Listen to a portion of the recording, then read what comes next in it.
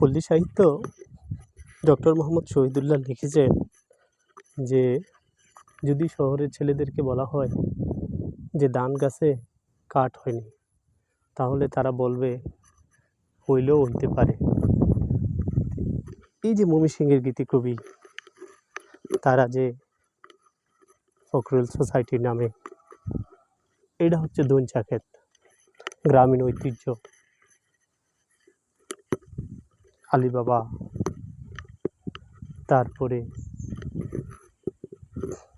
পরিবিবি, এগুলো। এটা হচ্ছে দঞ্চা ক্ষেত। এই যে দঞ্চা গাছ, শহরের ছেলেরা দেখে নিও, দঞ্চা গাছ দিয়ে আসলে কাঠ হয় না, এটা হচ্ছে পাটকুড়ি, পাট গাছের মতো পাটকুড়ি, এটা জ্বালানি হিসাবে ব্যবহার করা হয়।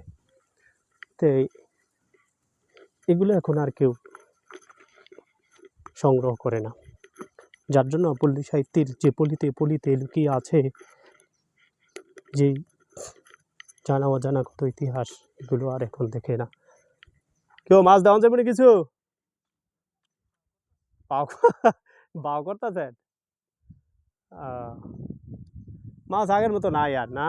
আগে না পুঁটি মাছের জুট পড়তো, এখন আর নাই, এখন আর আগের দিন নাই। এখন আর সবারই একই কথা, এখন আর আগের দিন নাই। আগের দিন নাই গো নাতি, খাপলে খাপলে মিঠাই খাইতি। এই হচ্ছে অবস্থা,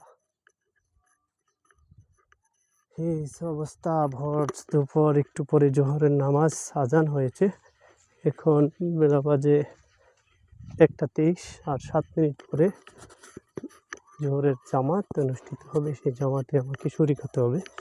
চলে যাচ্ছি খুব দ্রুত।